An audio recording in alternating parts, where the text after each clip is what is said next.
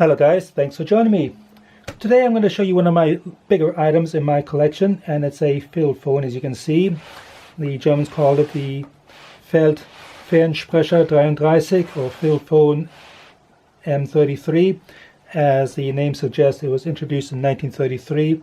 It was produced up until 1945, and in total the Germans produced about 1.5 to 1.6 million of these items. This is a nice item that I've got. Mine is 1940 dated. It's all matching, the maker matched all over. And I thought we'd just have a little look at one of these items.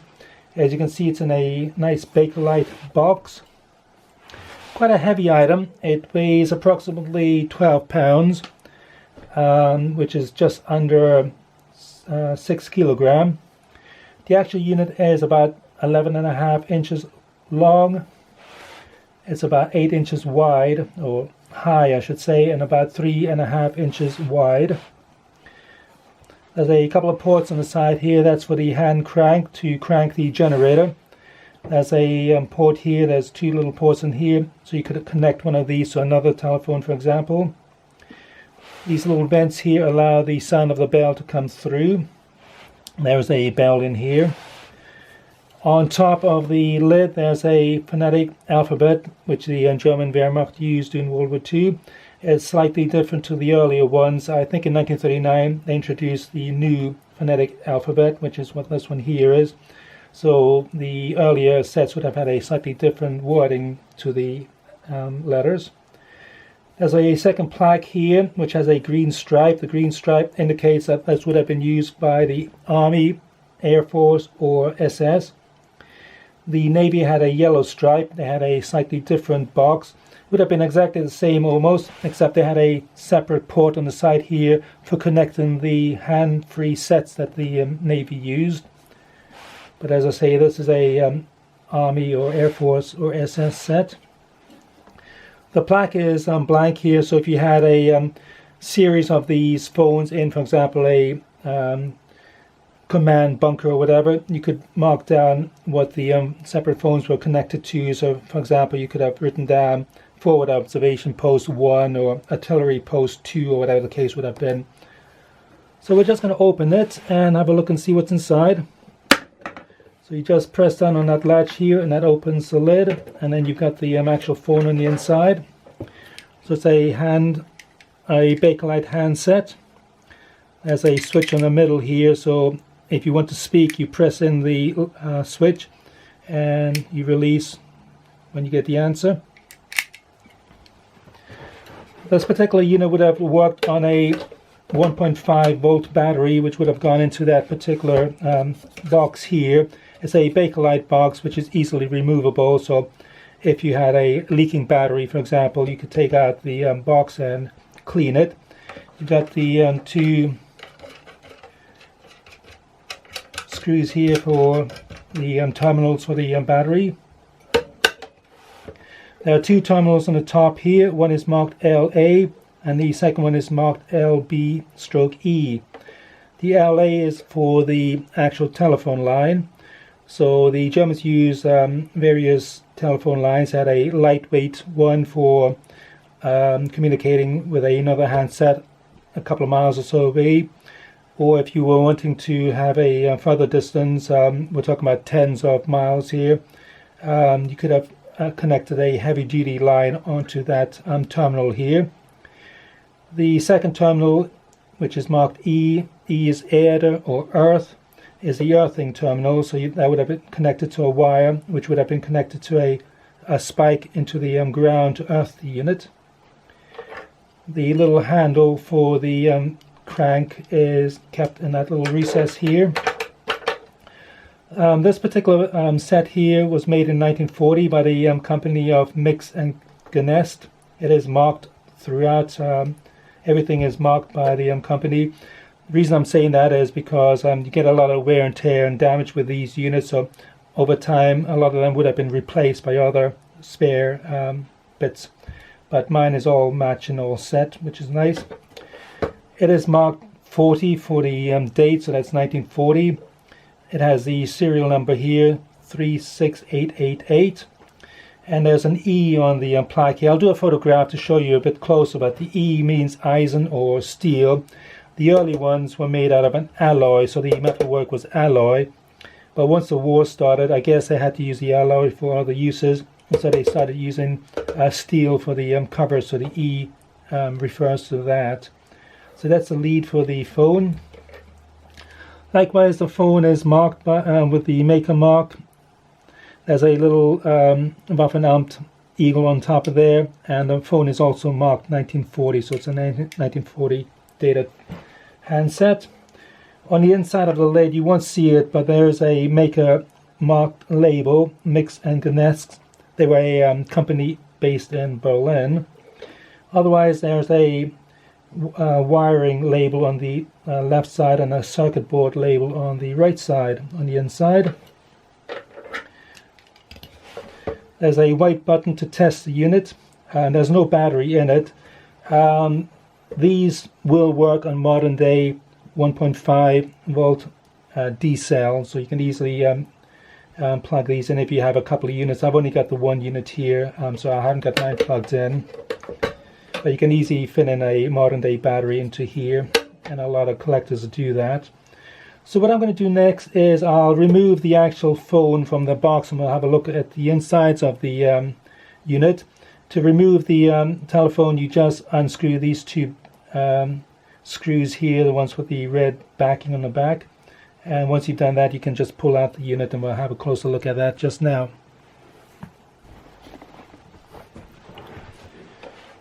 But I've just unscrewed the two screws here, and what we're going to do now is just remove the actual telephone from the casing. So you've got the casing here. It is maker marked on the inside, and there's also a Waffenamt mark on the bottom of the case. So we'll just set that aside. And that's the actual telephone unit here.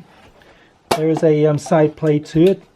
As I say, you've got the Bakelite battery housing here, which you can remove, but I'm not going to remove it because it's a little bit fragile. I don't want to end up damaging it.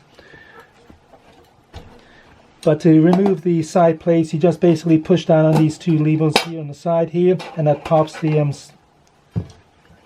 plates off. From about 1942, I think, onwards, they omitted the plates here to save metal, but the earlier ones should all have the plates on them. It's just pressed steel. On the inside, as you can see here, you've got the red generator unit, so that is what the crank handle screws into. So that would screw into there, and that is what generates a current to go through the landline, and I would ring the bell on the opposite line, the opposite machine on the other end of the line. And the battery basically is for the phone here. The phone plugs into here. That's the phone plug there. The phone plug is dated 1940 as well. Again, we got the maker mark here, Mix and Gnesk. We've got a nice Waffenamt mark on the actual generator here. I'm not an electrician, but that's the bells here. Inside, between the two bells, you've got the capacitors. And that little thing up there is the coil for the voice coil.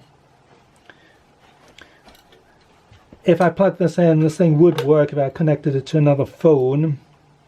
But as I say, I only got this one here. And as I say, the little handle just comes out when not in use. Otherwise, you just screw it in. The handle is also maker marked on the base here, so it is maker marked to the company, so it's all original.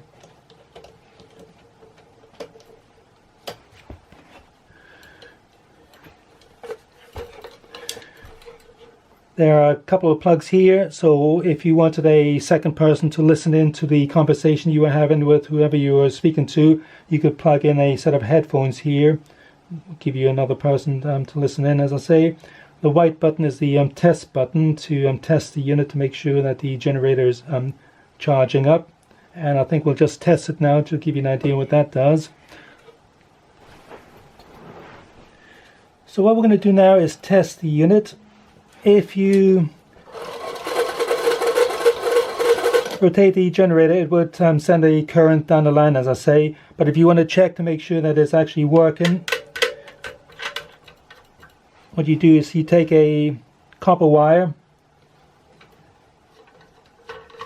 and you just screw it into the two terminals, so you kind of short it.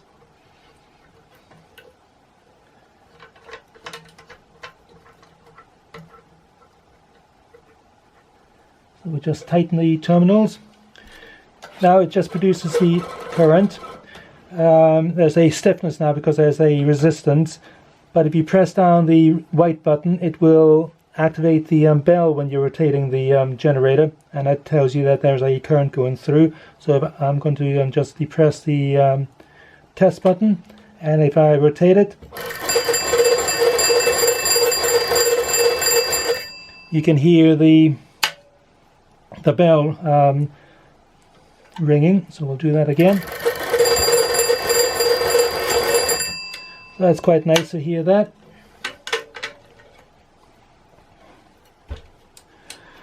So that's my Feldfernsprecher or field telephone.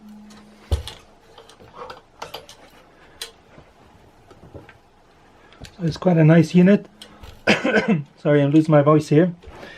Anyhow, it's in pretty good condition. As I say, the metalwork is steel now, so that's why you get bits of rust in various places.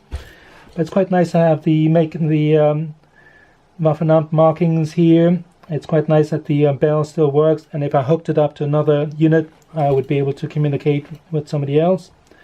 But it's a nice item for the collector, Third Reich collector.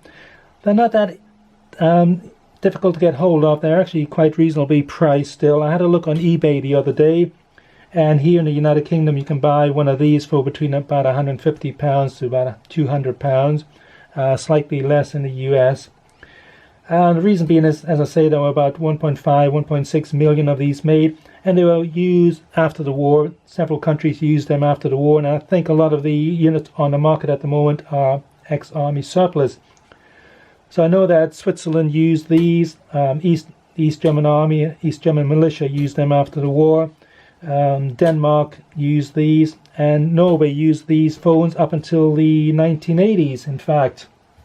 So you find these quite easily available on the market nowadays. As I say, if you're going to buy one of these, make sure it's all make and mark. There's no odd bits and pieces in here. As I say, if anything got damaged, they would have just replaced it. I'm lucky enough that everything matches to the company and the date that it was manufactured. As I say, these were omitted mid-war onwards, so it doesn't. So you might find one that doesn't have the covers on the side. But anyhow, I'm just going to put it back again, and we'll have another look at it when it's shut.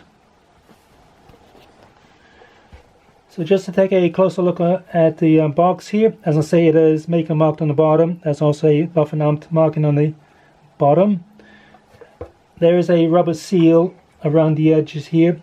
The unit is not 100% waterproof. It is weatherproof, but not waterproof. And the unit actually screws into these two little brackets here on the side here, so that's where the unit screws into. So what I'm going to do is I'll just put it back into the box. So we'll just take a closer look at the top again. So as I say, that's the LA terminal for the actual telephone line. That is the LBE terminal for the earthing. The crank handle fits into that recess there.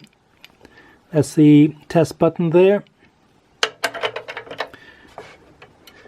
I don't know if you'll be able to see it if it focuses, but that is the serial number on the bottom right of the box with the date 1940, the maker mark in the middle, and the E for Eisen or steel cover.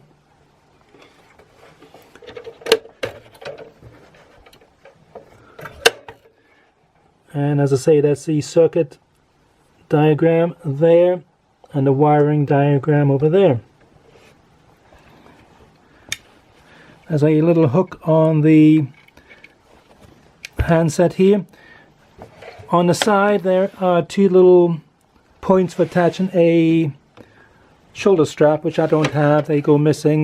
They're quite expensive to get. There would have been a shoulder strap that would have fitted into there, and the shoulder strap had a little hook for the handset to be hooked onto if necessary. And as I say, my handset is dated 1940. Again, it's Waffenamt marked up there and maker marked. And that's the plug that fits into there. That just fits into there, and that's the unit more or less complete. There's another Waffenamt mark there, so there's about 4 of them on the unit. And as I say, in use it would have been shut like so. And you would have had the telephone line and the earthing line and the handset line coming out of that side there. And that's the actual unit in use. Anyhow, I think I'll leave it at that. Hope you enjoyed the video of my probably largest Third Reich item, or heaviest. It's quite a nice item anyhow for my collection, and as I say, still quite easy and quite cheap to buy. Anyhow, thanks for watching, and as always, thanks and bye for now.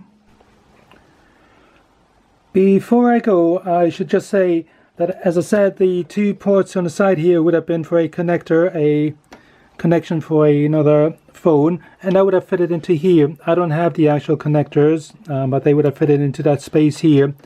But in the meantime, it makes a good place to store the access cord of the handset. So it's always a good place to just leave it there, so it's not going to get damaged too. It's nice to have the original cord on my handset. A lot of these, especially the Norwegian ones, they were replaced by plastic coated ones. But anyhow, just a last look at my handset and telephone set. There you have it. Okay, bye for now.